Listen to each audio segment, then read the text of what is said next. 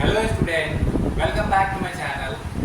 अगर आप लोगों ने मेरे केमिकल रिएक्शन एंड इक्वेशन के कंप्लीट सीरीज को शुरू से फॉलो किया हो तो आपके जो कॉन्सेप्ट है ऑलरेडी क्लियर होंगे।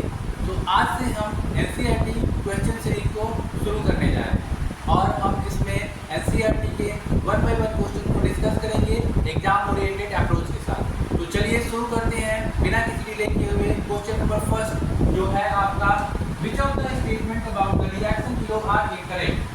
यहाँ पे स्टेटमेंट दिए हुए हैं रिएक्शन के, इसमें आपको देखना है कौन सा इनकरेक्ट है। तो अगर आप इस इक्वेशन को देखो तो ये इक्वेशन बेसिकली किसका इक्वेशन है, किस केमिकल रिएक्शन का, तो ये रेडॉक्स रिएक्शन का इक्वेशन है। रेडॉक्स रिएक्शन में क्या होता है, रेडॉक्स रिएक्शन में ऑक्सीडेशन होता है और रिडक्शन होता है, मतलब दोनों होता है। वैसे रिएक्शन को हम लोग बोलते हैं रेडॉक्स रिएक्शन। अब ऑक्सीडेशन में क्या होगा, ऑक्सीडेशन में क्या होगा, गेन ऑफ ऑक्सीजन होगा और लॉस ऑफ हाइड्रोजन, ठीक है।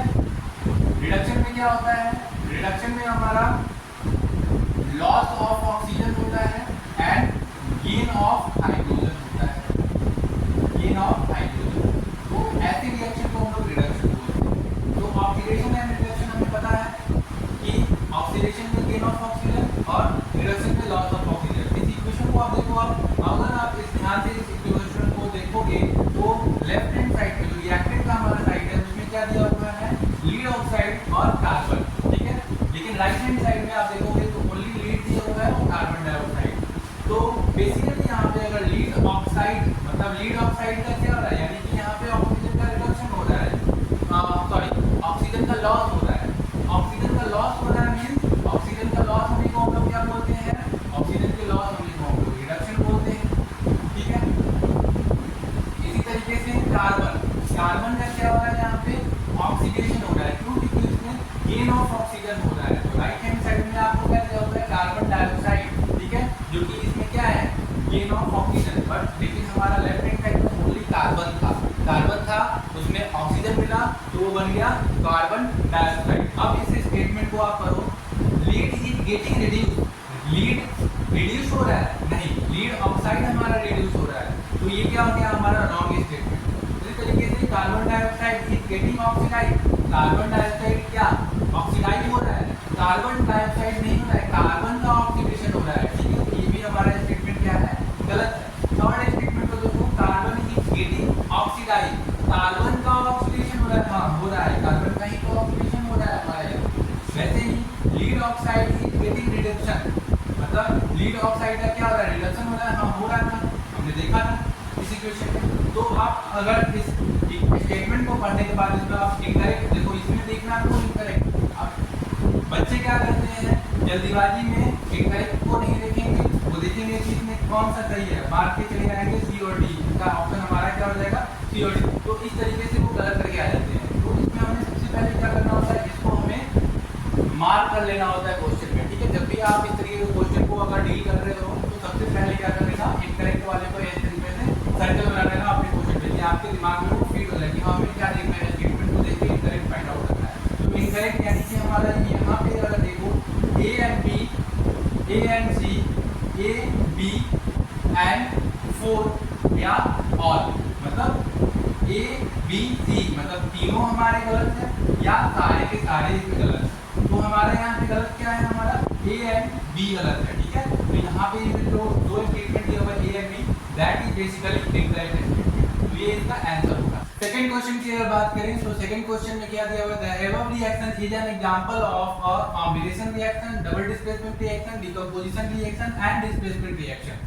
तो यहाँ पे इक्वेशन दिया हुआ है, इसको हमको देखना है कि ये किसका रिएक्शन है, क्या कॉम्बिनेशन रिएक्शन है, डबल डिस्प्लेसमेंट है या डिकम्पोजिशन है या डिस्प्लेसमेंट रिएक्शन है। तो कॉम्बिनेशन रिएक्शन में हमें क्या है, कॉम्बिनेशन रिएक्शन क्या होता है, कॉम्बिनेशन रिएक्शन में बेसिकली जो हमारे रिएक्टेंट होते हैं, दो रिएक्टेंट हमारे मिलके एक सिंगल प्रोडक्ट बनाता है, उसको हम लोग कॉम्बिनेशन रिएक्शन कहते हैं। डबल डिस्प्लेसमेंट रिएक्शन में क्या होता है, हमारा एक्सचेंज ऑफ कंपाउंड, कंपाउंड का क्या होता है, एक्सचेंज होता है, ठीक है।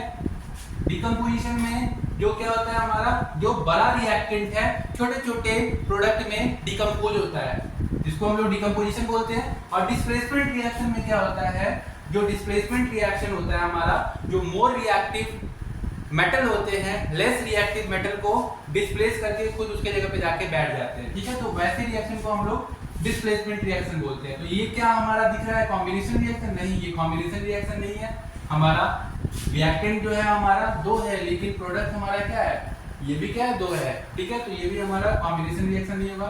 डबल डिस्प्लेसमेंट रिएक्शन में बेसिकली क्या होता है, यहाँ पे जो मेटल्स होते हैं, जो हमारे कंपाउंड्स होते हैं, उसमें हमारा क्या होता है, एक्सचेंज होता है, ठीक है। उसके साथ साथ हमारा डिकम्पोजिशन रिएक्शन क्या होता है, डिकम्पोजिशन जो है हमारा बड़ा रिएक्टेंट छोटे छोटे प्रोडक्ट में टूटता है, तो ये ऐसा भी नहीं है। डिस्प्लेसमेंट रिएक्शन बेसिकली क्या होता है हमारा, वो डिस्प्लेस करता है, उसमें जो मेटल होते हैं हमारे मोर रिएक्टिव होते हैं लेस रिएक्टिव को डिस्प्लेस करते हैं। तो यहाँ पे इस इक्वेशन में भी ऐसे ही कुछ है। यहाँ पे आयरन जो है हमारा, आयरन क्या होता है हमारा, लेस रिएक्टिव होता है एल्युमिनियम से। तो ये क्या करेगा, यहाँ पे आप देखो Fe2O3 और यहाँ पे Al2O3, तो आयरन को इसने क्या कर दिया, एल्युमिनियम ने डिस्प्लेस कर दिया और इसके जगह पे जाके क्या हो गया, खुद जाके बैठ गया और आयरन को बाहर कर दिया, ठीक है। तो ये किस तरीके का रिएक्शन हुआ, हमारा डिस्प्लेसमेंट रिएक्शन है। ये इसका आंसर क्या हो जाएगा हमारा, डिस्प्लेसमेंट रिएक्शन, ठीक है। थर्ड क्वेश्चन की अगर बात करें तो इसमें दिया हुआ what happens when dilute hydrochloric acid is added to iron filling, tick the correct answer. इसमें पूछ रहा है डाइल्यूट हाइड्रोक्लोरिक एसिड को जब आयरन फिलिंग के साथ ऐड किया जाएगा तो क्या होगा। डाइल्यूट यानी आयरन, आयरन जो है हमारा Fe और ये हमारा क्या हो जाएगा HCl, जो कि हमारा क्या होगा, डाइल्यूट होगा। तो क्या होगा बेसिकली, यहाँ पे भी अगर आप देखो आयरन को क्या करेगा, यहाँ पे आयरन जो है हाइड्रोजन से क्या होता है, मोर रिएक्टिव होता है, ठीक है।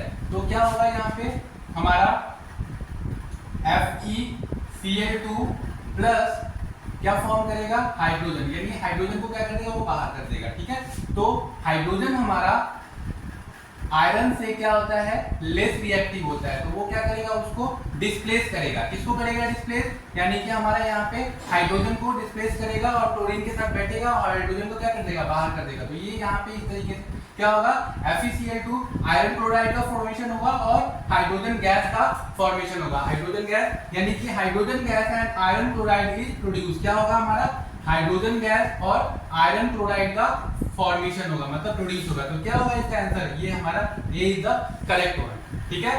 Fourth question is what is balance chemical equation, why should chemical equation be balanced. तो the reaction in which the number of atoms of each element is equal on the reactant side and product side is called balanced chemical equation। कह रहा है कि chemical equation जो है basically क्या होता है, हमारा जो number of atoms of each element reactant के side and that is equal to number of atoms of each element product side, वो क्या होंगे, दोनों इक्वल होंगे। मतलब number of atoms of each element in reactant is equal to the number of atoms of each element of product, मतलब दोनों क्या होंगे, हमारे इक्वल होंगे। उसी को हम लोग बोलते हैं बैलेंस केमिकल इक्वेशन। अब केमिकल इक्वेशन को क्यों बैलेंस करना चाहिए, तो केमिकल इक्वेशन बेसिकली हमें क्या बताता है, केमिकल इक्वेशन जो फॉलो करता है, it follow law of conservation of mass. Law of conservation of mass मतलब ये law of conservation of mass को फॉलो करता है, ठीक है। और law of conservation of mass क्या बोलता है, मास can neither be created nor be destroyed under ordinary condition. 9th class में ये हमको पढ़ना था, आपने पढ़ा होगा इसको। तो बेसिकली जो हम देखें, chemical reaction should be balanced because only a balanced equation tells us relative quantities of different reactants and product involved in the reaction। तो बेसिकली हमारा ये आंसर है इस क्वेश्चन का। आप इसको अपने नोटबुक में नोट डाउन कर लो। तो मिलते हैं अगले क्लास में सेम इस सीरीज को फॉलो करते हुए।